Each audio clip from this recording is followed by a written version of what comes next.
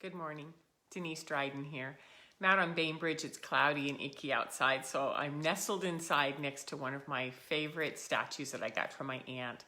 It's a baby Buddha, sort of in that meditation, and I thought that's just a really good way to do this topic today, which is the patterns of power. And as soon as I started, my throat started to sort of bother me, clench up, so I guess there's some powerful things to say today, so I'll just start, okay?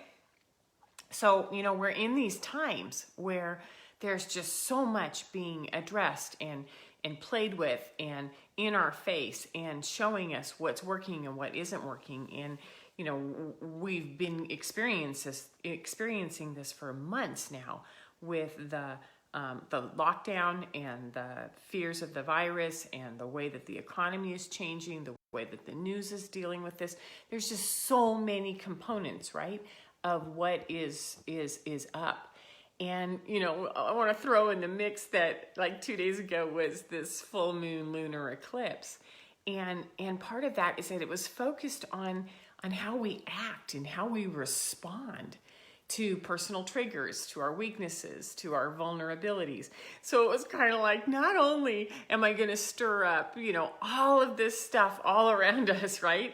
Or it's going to be stirred up, but now we're going to throw some things in the mix that are going to make it almost impossible for you to pretend like it's not there. So what I'm going to say is that we're facing decades, centuries, millennia of power systems and belief in the way power is captured, harnessed, and organized, right? So when I go to the definition of power, which is the way I like to start so that we all have a working term of what this means and what it doesn't mean, is that it's Latin. It means to be able to be able to use something that is a force that needs to be able to, period. I'll just leave it at that. It's the ability to act a certain way. It's a supply of energy. It's the capacity or ability to direct or influence the behavior of others or the course of events. It's the way that we steer things. Power is also the possession of control, authority, or influence. Power is physical might, strength, like he has a lot of power. She has a lot of personal power. It is also how we accomplish something, where they say something like, man, when she put her mind to it, she can move mountains, right? She can make things happen. So it's how we harness energy. And power is about energy. So when I start with all of this, it's easiest for me, because of my background, to go to the family system and to build out from there. So, years ago, I started presenting this topic of we scan, we record, and then we play back as children. Our entire environment is about what we see, we look at, we go, oh, that's what a mother looks like, that's what a father looks like, that's what this behavior is, this is how you get something, this is how you don't get something. It is all scanned and imprinted on us by our environment, by those around us. So we repeat what we're imprinted with, and we pass it along. And we pass along what we observe. We pass along ways of getting power. And we put together this sort of cause and effect thing, which is, when this happens, boom, this is where I want it to go. So how do I influence it in that direction, right? Does that make sense? So everything we've done from the earliest memory or the earliest breath we took as a child has been observing, scanning, and repeating what's in our environment. So we're duplicating what has existed, and then our job throughout our lifetime is to decide how much of that we want to continue to duplicate and how much we want to break free and try something different. So we do this with our parents.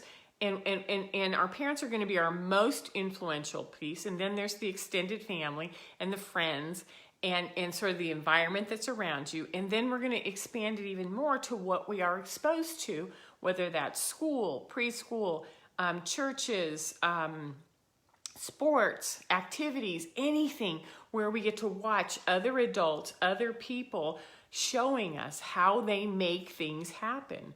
So we learn to wield our power by modeling or learning from those around us. Make sense? It's always about from those around us. So in many ways, this is about holding power and then watching and duplicating and putting it out there. And it comes from that authority, that ability to create oneself as a parent, as a leader, as a person who can model to a child what needs to happen. So then this authority comes in, and we're the parent, or we're the boss, or we're the adult that's being replicated, and we're the child who's replicating what we're being seen. So as we are there's a lot of different ways that power can be used. And so, one is that, the one I see most frequently is that we raise up.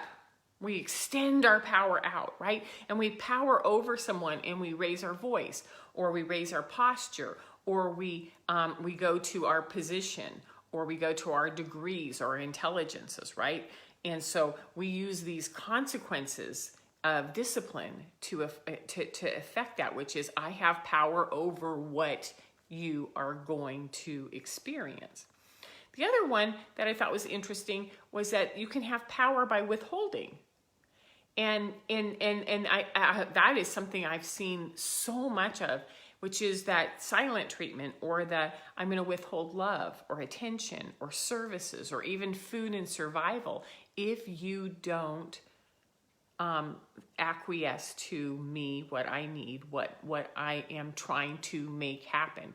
So we do it by powering up and being loud, or we can do it by being soft and quiet and pulling back and doing it through silence. We can also do it by pressing upon, which is sort of that hyper vigilant managing, directing, which is I know what you need to do. I know what I'm doing, and I'm going to teach you step by step as you go along. These are all ways that power is passed from one person to another. So when we establish ourselves first as the follower, we look around and we watch, and then we observe so that we can become the adult who's implementing this. So let's look at some of those environments beyond what happens just in the house. I mean, those things of raising up and powering over, you may have had a parent or an uncle or a brother or, a sibling, a cousin, and something like that who sort of powered up and became very bullying in there. Or you had that sort of retreat and manipulate through silence, or you had that hyper management. These are all ways that parenting can be moved around in teaching us what it looks like to use our power.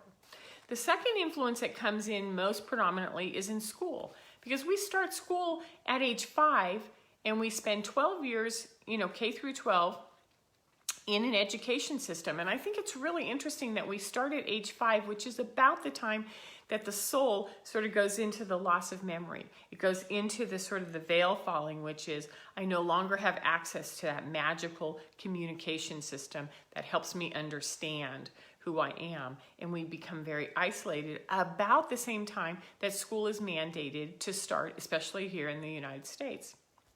So when we look at school, I'm going to go to John Gatto, who did this piece for the Thrive movie, and it just stuck in my head, and I bring it in whenever I can, which is that the National Education Association was founded in 1857 by the Rockefellers and many of the other industrialists that put funds in to create a mandated education system in our country. And school, and I've got it right here, so the quote is, school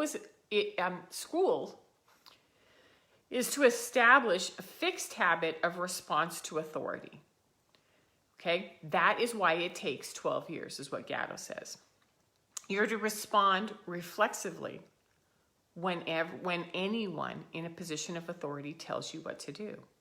And so now we have this system where we have adults in front of classrooms, in front of groups, who have very succinct ways of, I need you to sit still, I need you to sit in your desk, I need you to pull out your books, I need you to do this. And so it's like it's a cause and effect, and it's a cause and effect. So this education system was designed to create a response, a reflective response to authority. So it's a conditioned education for leadership that is based on authority. So this power can be crafted, and it can be directed, and it can be controlled, and it can be manipulated.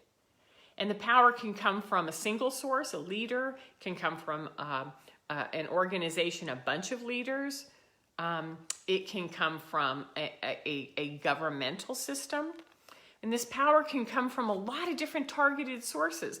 But the most important thing to know is that it's power that's being brokered, sought after, managed, and directed. And that's the old way. So what I want to do, and I forgot to get it out, so I'm hoping that it's right here where I can grab it. Sorry about that.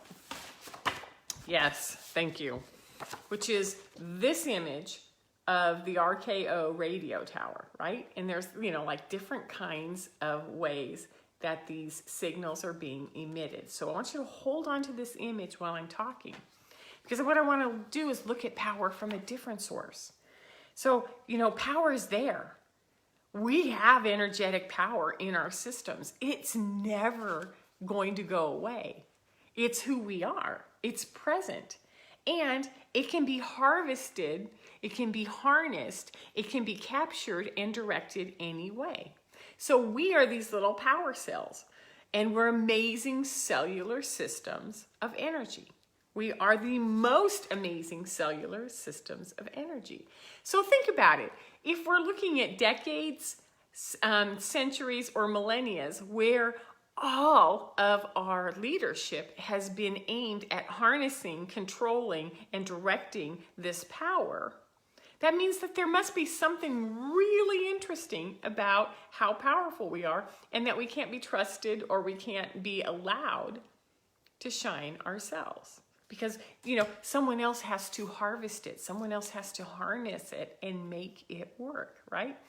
So, what I want to do is say that what we feel and what we experience and what we do is how our power moves within us, right? It's how our power grows. So we are the strongest source of energy when we are by ourselves, when we are within ourselves, and when we can take this energy and we can capture it and we can hold it, and then we can start to look at what do we do with this now that we know that we are the energy source that is sought after. We are the energy source that is the most powerful source on this planet. So what I want to do is go to breaking these old belief systems by sort of removing ourselves from what did our parents do, what did our teachers do, what did our leaders do, and then, if I want to harness this power source of mine, this beautiful energetic tower, how would I do that? And it kind of goes back to several of the videos that I've been sort of plugging away at over the years and brings them together. So I'm going to say that the very first thing that you do when you want to access your power is you go inward and you make sure that the power system is working. Kind of like, are all the cylinders going? So this is why, sleep, removing stress, our diet, the way that we do internal self-reflection. This is the most important part. Is it working? Do I even understand that there's a system here? The second thing is to harness our power and to sort of go like, oh, if I have this power, what happens when I radiate it? How big does it get? What happens when I dim it? And how small can it get? So I can be visible or invisible, bright or dim. And you play with the volume kind of like a kid with a dimmer. Oh, this is how this works, right? So that's the second thing that we can do is we master our own systems. So first we get to know them. Second, we start to master, oh, this is what happens when I let my power move around and I understand it, right? And the third is that we interact with other people and we watch what happens when our energy, cause and effect, right? So, what makes me glow? What makes me become warm? What makes me extend? Kind of like the way Claire Danes did in the movie where she played a star. When she was happy, she just expanded and glowed, right? So what makes you expand and glow? What makes you hot, overheated, reactive? What makes you boil? What makes you send sparks? What makes the power come out in anger or in control? What happens when you're overwhelmed, where there's too much and you can't even find your system and too many things are going off at once and you need to slow it all down? What happens when you're under pressure from the external world? Like too much noise, too much schedule, too many things that are interfering with your ability to understand your system. And what does your system do when it's overwhelmed or when it's angry? How do you bring it back down? And so this whole system, like understand how it's affected by others and by the external, right? So then the fourth thing is that looking at the external experiences, look at other things that are beyond people and things. Look at news, look at politics, look at our economics, look at the school that you're in. Look at the influences that are there. Look at the collective and the global stuff. Is there something going on like a full moon with a lunar eclipse, which is like pulling at vulnerability? So you're going to feel angry and vulnerable all day. And you're like, oh, bring the dimmer down a little bit. And so using our intelligence, our multiple intelligences, to sort of look at what's going to affect this energy source of mine and how am I going to move it so that I understand it. And so then when we understand these four ways, right, how our system works, how we can bring it, access the strength of it, how we interact and watch what happens with our system and understand that, and then take it out and look at what big external systems have. Once we do that, then we discover what we can do differently, how we harness it, and how we look at, man, when I get overwhelmed, when I get frustrated, when I'm afraid, I power up, and I try to control. And then to be really compassionate, like, damn, that is an old system. That doesn't work anymore. And the example I would use is that, I was a young mother with 3 kids and a husband that traveled all the time. So I was home by myself. And there were times when I was just like easy going fun and we flowed. And there were times when I was like, large and in charge and directing and controlling everything because I had no way of managing that power. And then we go, that was what I knew how to do then. What we're looking at is how do we change that and know what we can do now? And that we want to discover, what does it look like when we have love, when we have peace, when we have collaboration in our body? What does that feel like in this energy system? Does it glow? What is it, that cause and effect, and what can we do with that? So here's the most magical part about understanding energy, is that when you take these feelings that you discover, this knowledge of what makes you bright, what brings you down, what to do and redirect the energy, what to do when you feel love and peace and collaboration with yourself and with others, is that you can use this as your own influence, which means that you become your own RKO radio tower. You become your own entrainer, which is you send this out, and you send out a glow of love, a glow of peace, and you can see it in your eyes, and you can see it on your face, and you allow everything to be in training from you out.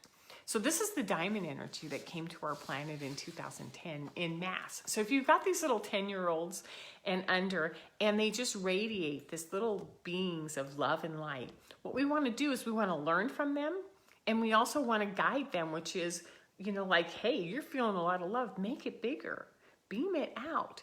And when we start to understand that this is our own power source and we get to direct and change the way that we want the world to feel, it starts with us.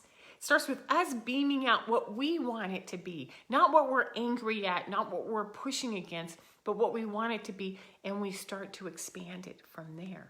So this is how we create something different. This is how we create something new in ourselves, in our family systems, in our close environments, and in the world. If you want more information on how to do this, this is what I've been doing lately with my coaching, is I've been directing it towards energy and management in systems and having a blast with it. So you can find me on DeniseDrydenCoaching.com. This is also on a YouTube channel. You can find my other videos, but go play with this. Go play with your own energy and find out what expands it and what makes it quieter, what makes it bigger, what makes it smaller, and play with it. Have a great Sunday. Take care. Bye-bye.